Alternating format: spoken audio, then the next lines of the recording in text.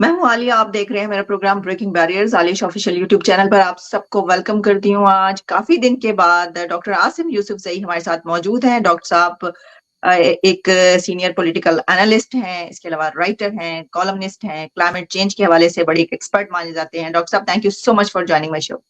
Good to be with you. Doctor صاحب آپ سے غزہ کے حوالے سے بڑی کم بات ہوئی، جو اسرائیل اور غزہ کا معاملہ چل رہا ہے اس کے اندر. آپ سے ہم یہ بات کرنا چاہیں گے سر، یہ جو کچھ ہمیں ابھی تک ہم نے جنگ میں تو دیکھا، وہ جنگ بندی بھی ہوئی، پھر اس کے بعد دوبارہ سے جنگ سٹارٹ ہو گئی ہے، دونوں طرف سے حملے، یہ سب تو اپنی جگہ پر ہر جگہ رپورٹ ہو رہا ہے. یہ سب خبریں ڈیلی بیسس نہیں بلکہ مومنٹ ٹو مومنٹ جو حملہ ہوتا ہے اس کے بعد جو کچھ دونوں طرف ہوتا ہے وہ دکھایا جا رہا ہے چینلز پر، میڈیا پر. آپ سمجھتے ہیں کہ یہ جو رپورٹنگ ہو رہی ہے یہ صحیح ہے، یا آپ سمجھتے ہیں کہ جو دکھایا جا رہا ہے کسی ایک طرف کا ایجنڈا ہے، ایک طرف کا پروپیگنڈا ہے؟ کیسے آپ اس کو ڈیفائن کریں گے؟ اس وقت جو سچویشن ہے غزہ میں وہ بہت ہی انپریسیڈنٹڈ ہے. پچھلے جتنے بھی وارز ہوئے ہیں، چاہے وہ مڈل ایسٹ میں ہو یا کہیں اور پہ ہو، وہاں پر ہر قسم کے journalist, reporters, photo journalist, independent workers, humanitarian workers, international aid workers, یہ سارے موجود ہوتے ہیں. لیکن اس مرتبہ چونکہ اسرائیل نے ایک آل آؤٹ وار ڈکلیئر کیا ہے، تو اس وجہ سے غزہ میں اس وقت کوئی بھی انڈیپینڈنٹ، نہ کوئی انڈیپینڈنٹ ورکر ہے، نہ ہی وہاں پہ کوئی انڈیپینڈنٹ جرنلسٹ ہے. آن دی ادر ہینڈ اسرائیل میں اس وقت تقریباً 2000 جرنلسٹ جو ہیں وہ اس وار کو رپورٹ کر رہے ہیں، لیکن وار جو ہے وہ تو ظاہر ہے وہ غزہ میں ہو رہی ہے، وہ تو اسرائیل میں نہیں ہو رہی ہے. تو وہ جتنے بھی ان کے رپورٹس ہوتے ہیں وہ ریلائے کرتے ہیں لوکل رپورٹرز پر، اور اس میں کافی سارے لوکل رپورٹرز جو ہیں وہ مارے بھی گئے ہیں، جو کہ اگین ایک بہت بڑی ٹریجڈی ہے کہ ابھی تک میرے خیال میں کوئی 60 سے زیادہ لوکل جو جرنلسٹ ہیں they have been killed actually in this war. سو یہ پہلی مرتبہ ہوا ہے. اس سے پہلے کبھی بھی کسی بھی وار میں اتنا بڑا ڈیتھ ٹول جو ہے وہ کسی جرنلسٹ کا نہیں ہوا تھا جو کہ ابھی اس میں ہوا ہے. تو ایک تو اس میں ایشو جو ہے وہ یہ ہے کہ چونکہ وہاں پہ کمپلیٹ کنٹرول ہے حماس کا غزہ میں، تو اس وجہ سے جو بھی رپورٹرز ہوتے ہیں وہ مطلب تھوڑا سا انڈیپینڈنٹلی وہ رپورٹ نہیں کر سکتے ہیں. ان کے لیے کافی مشکل ہو جاتا ہے، کیونکہ اگر وہ کچھ اس طرح کی انڈیپینڈنٹلی کچھ کہیں تو اس سے ان کے لیے مشکلات پیدا ہو سکتی ہیں. جیسے ایک رپورٹ میں دیکھ رہا تھا، ایک ویڈیو رپورٹ تھی BBC کے لیے، اور رپورٹر جو ہے وہ ہسپتال میں کسی سے بات کر رہا تھا، ایک فلسطینی سے، اور فلسطینی نے یہ کہا کہ ہم جو ہے بہت تنگ آ چکے ہیں حماس سے، کیونکہ وہ ہمارے درمیان میں آ کر چھپ جاتے ہیں اور وہاں پہ حملہ کر دیتے ہیں. جیسے ہی اس نے یہ بات کی تو جو BBC کا رپورٹر ہے اس نے اس کو کٹ کر دیا ایکچولی. تو کیونکہ اس کے لیے یہ ہے کہ مطلب اس سے یہ ہے کہ حماس جو ہے وہ چونکہ ایک طرف تو وہ ایک مطلب زمین پہ ایک جنگ کو لڑ رہا ہے اسرائیل کے خلاف، اور دوسری طرف جو ہے وہ میڈیا میں بھی وہ ایک پروپیگنڈا جنگ جو ہے وہ لڑ رہا ہے اس کے لیے. تو اس وجہ سے مطلب جو رپورٹنگ ہے وہ اس وقت بہت زیادہ مشکل ہے. اور بہت سارے انٹرنیشنل جو میڈیا آؤٹ لیٹس ہیں انہوں نے یہ کہا ہے کہ دس از انپریسیڈنٹڈ. اتنے بڑے پیمانے پر ایک تو جنگ ہے، اور دوسری طرف جو ہے وہ کوئی انڈیپینڈنٹ رپورٹر وہاں پہ نہیں ہے. اس کی وجہ سے کافی سارے مشکلات جو ہیں وہ رپورٹنگ میں پیدا ہو رہی ہیں. 2 ایگزامپلز میں دوں گا دونوں طرف سے. ایک جو ہے پہلا جو انیشل جو رپورٹنگ تھی وہ یہ تھی کہ حماس نے کوئی 40 سے زیادہ بیبیز کو بیہیڈ کیا ہوا ہے، کہ انہوں نے وہاں پہ ان کو اور ایگزیکٹلی اور اس پہ ایک CNN کے بہت ہی ہارڈ ورکنگ جرنلسٹ ہے سیرا سائڈنر، اس نے ایکچولی اس پہ رپورٹ کیا تھا. بعد میں اس کو جو ہے اس کو ریٹریکٹ کیا اور اس نے اپالوجائز کیا اس پہ. ابھی تک جو ہے اس کی ہمیں کوئی انڈیپینڈنٹ کچھ بھی ہمیں پتہ نہیں ہے کہ ایکچولی یہ ہوا کیا ہے بیسیکلی. اس پہ ایون پریزیڈنٹ بائیڈن نے بھی کامنٹ کیا تھا. دوسری طرف اگر ہم دیکھیں تو ایک ہاسپٹل تھا، اہل عرب ہاسپٹل تھا غزہ میں، اور اس پہ جو ہے وہ ایک راکٹ اٹیک ہوا جس پہ انیشلی رپورٹڈ یہ ہوا کہ کوئی 400-500 لوگ جو ہیں وہ اس میں مارے گئے ہیں.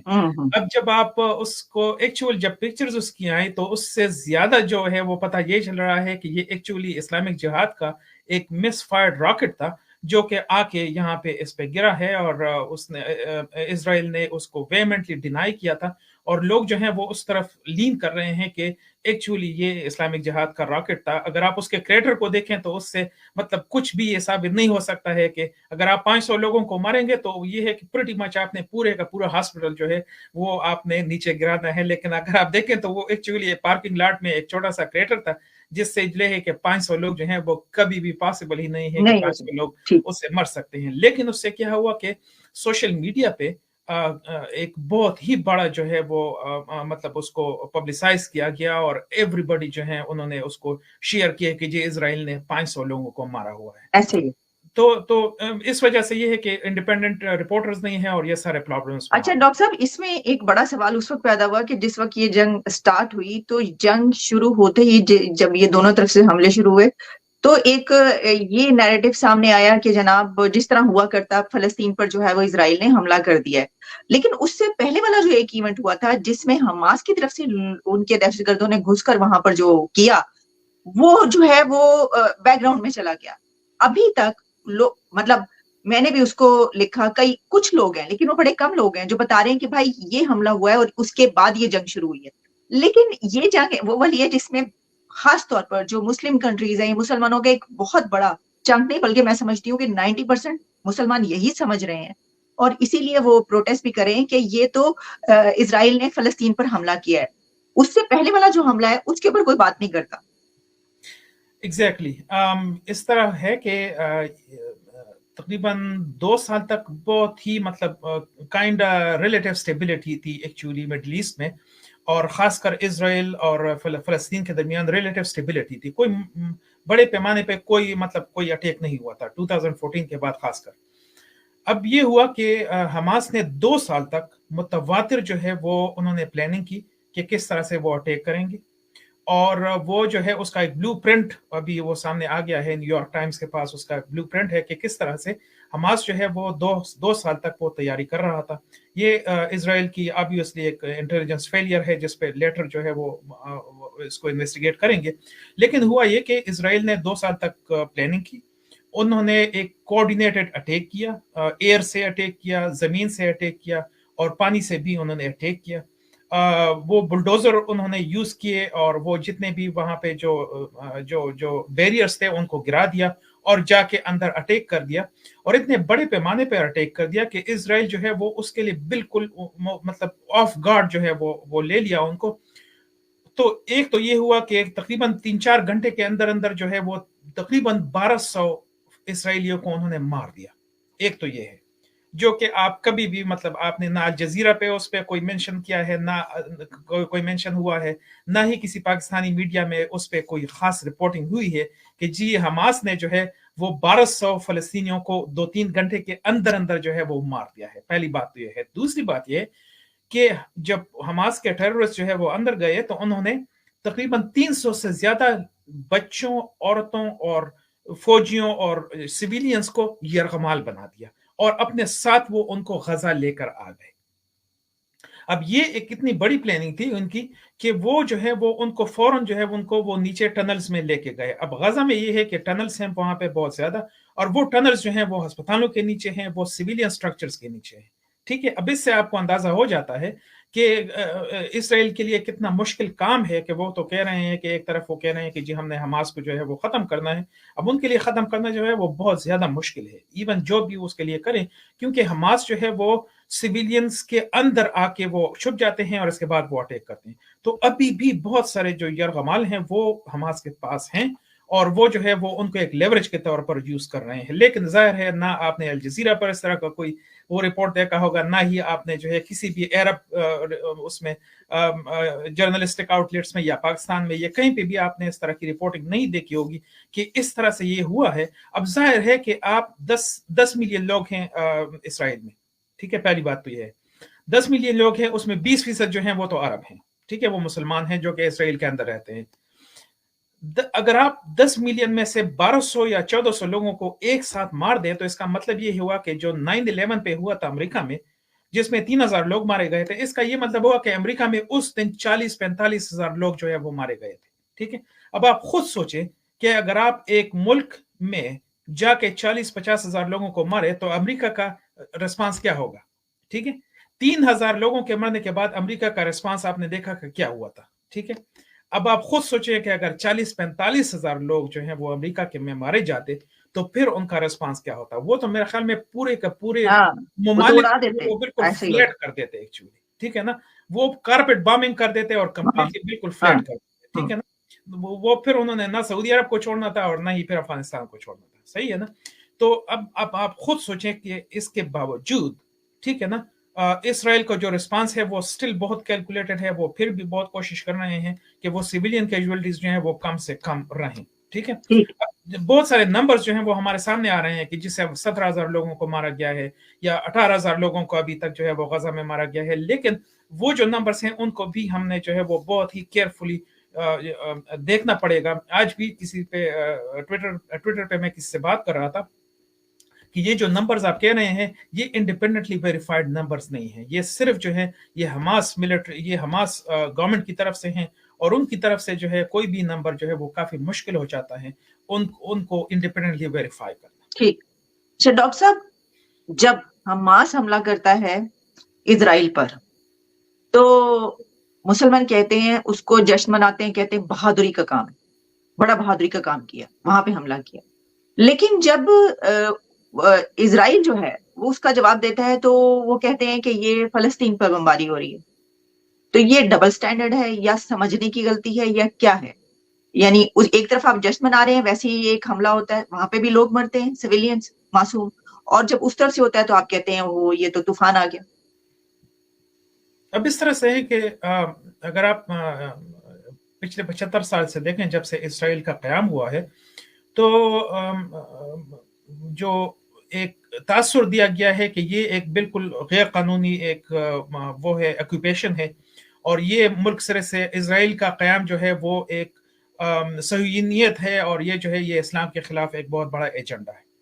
तो उसको उस तरह से पोर्ट्रे किया गया है खासकर पाकिस्तान में कि जो है वो इसराइल को मिटाना जो है वो न सिर्फ मुसलमानों का काम है बल्कि पाकिस्तानियों का भी ये सबसे अवलीन मकसद है कि वो इसराइल को मिटा दें।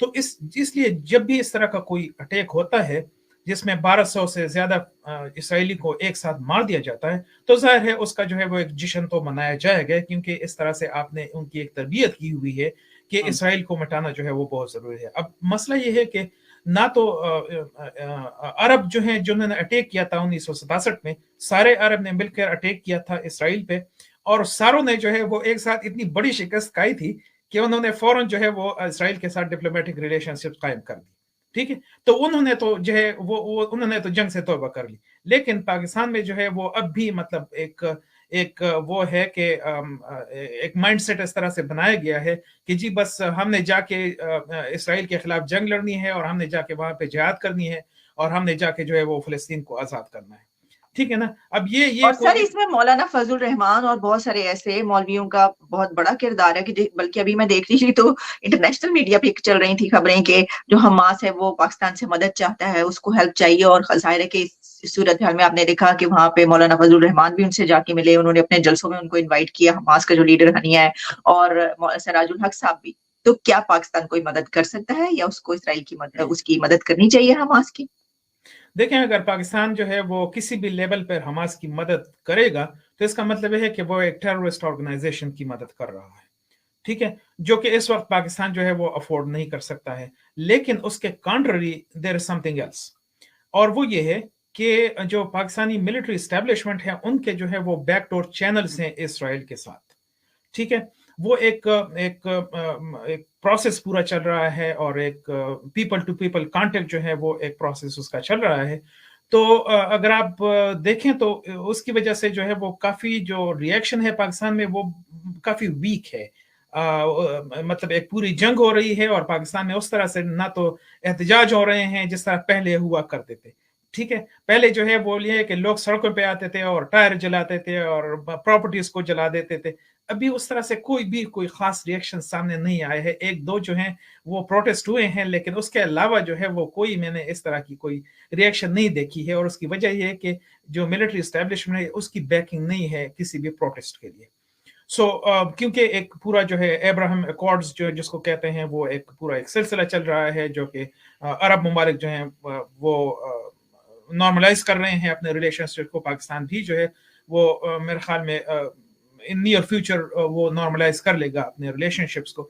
تو یہ جو بھی مطلب جو مائنڈ سیٹ ہے وہ تو خیر اپنے اس کے لیے پولیٹیکل مقاصد کے لیے ہوتا ہے کہ اگر مولانا فضل الرحمان جو ہے وہ قطر جاتا ہے اور فوٹو آپس کرتے ہیں یا جماعت اسلامی والے اس طرح سے کرتے ہیں تو وہ ظاہر ہے وہ ان کے اپنے مقاصد کے لیے ہوتا ہے, اس کا زمینی حقائق سے کوئی تعلق نہیں ہے.